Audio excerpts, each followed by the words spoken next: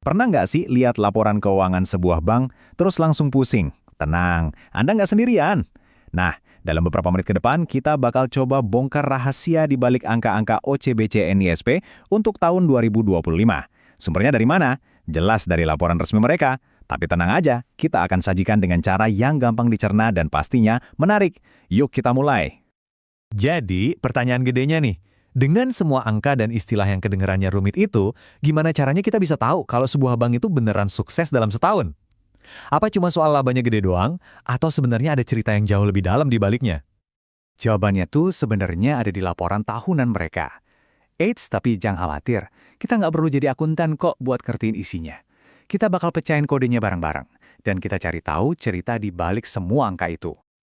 Oke, kita langsung to the point aja ya. Intinya gini, tahun 2025 itu tahun yang kuat banget buat OCBC NISP. Mereka nggak cuma untung lebih besar, tapi juga tumbuh jadi bank yang lebih gede secara keseluruhan. Penasaran buktinya? Yuk kita lihat bareng-bareng. Pertama-tama, kita ngomongin yang paling mendasar. Duit. Apakah bank ini lebih untung dibandingin tahun sebelumnya? Mari kita bedah laporan laba ruginya. Dan ini dia angkanya. Kelihatan jelas banget kan pertumbuhannya? Sehat banget. Total laba setelah pajaknya berhasil nembus angka psikologis 5 triliun rupiah loh, naik dari 4,87 triliun rupiah di tahun sebelumnya.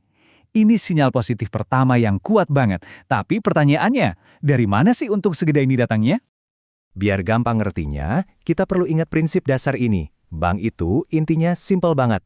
Mereka itu perantara keuangan. Mereka dapat duit dari selisih atau spread antara bunga yang mereka terima dari pinjaman dan bunga yang mereka bayar ke para penabung. Nah, di sini nih kita bisa lihat gimana prinsip tadi jadi kenyataan dalam angka-angka OCBC NISP. Mereka dapat duit hampir 18 triliun rupiah dari bunga pinjaman dan investasi, sementara cuma bayar bunga sekitar 8 triliun rupiah ke nasabah yang nabung.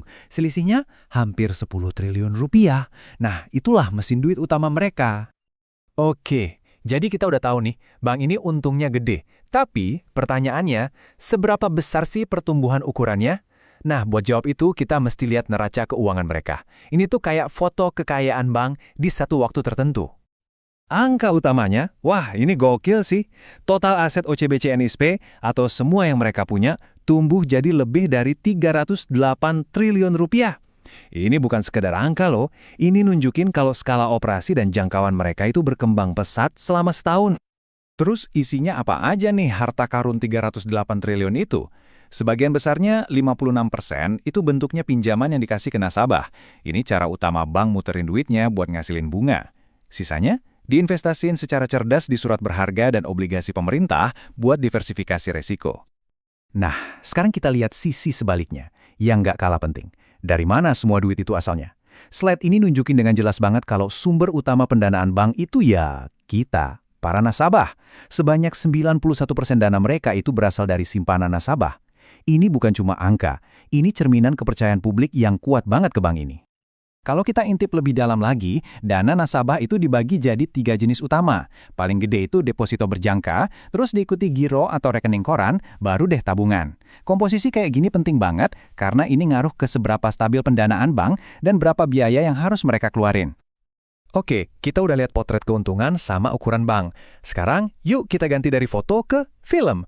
Laporan arus kas ini bakal nunjukin ke kita gimana duit tunai itu benar-benar muter, masuk dan keluar dari bank sepanjang tahun. Gini deh, anggap aja arus kas bank itu kayak rekening kita pribadi. Ada 3 pos utama. Pertama, kas dari operasi, ini ibarat gaji dari bisnis utama mereka. Terus ada kas buat investasi, ya kayak kita beli rumah atau reksadana buat masa depan. Dan terakhir, kas dari pendanaan, ini kayak kita ambil cicilan atau lunasin utang. Jadi, ini dia ceritanya. Intinya gini, gaji atau bisnis utama OCBC NISP itu ngasilin duit tunai banyak banget, 29,4 triliun. Terus duitnya diapain? Hampir semuanya langsung diputar lagi buat investasi. Ini tanda perusahaan yang nggak cuma sehat, tapi juga fokus banget nanam modal buat pertumbuhan di masa depan. Oke, kita udah bahas laba, aset, sama arus kas. Sekarang, yuk kita satuin semua potongan puzzle ini dan kita lihat gambaran besarnya, rapor akhirnya seperti apa.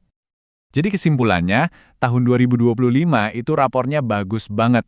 Laba tumbuh solid, banknya makin gede secara signifikan, fondasi bisnisnya kokoh berkat kepercayaan nasabah, dan yang paling penting, mereka ini mesin penghasil kas yang efisien buat modalin pertumbuhan mereka sendiri. Lengkap deh, solid dari semua sisi. Kinerja tahun 2025 jelas keren banget. Jadi, fondasinya kuat. Tapi kan, dunia keuangan itu nggak pernah diem, selalu berubah. Nah, pertanyaan gedenya sekarang adalah, gimana OCBC NISP bakal pakai kekuatan ini buat menghadapi lautan ekonomi yang penuh tantangan di tahun depan? Itu cerita yang bakal kita lihat bareng-bareng. Terima kasih sudah menyimak.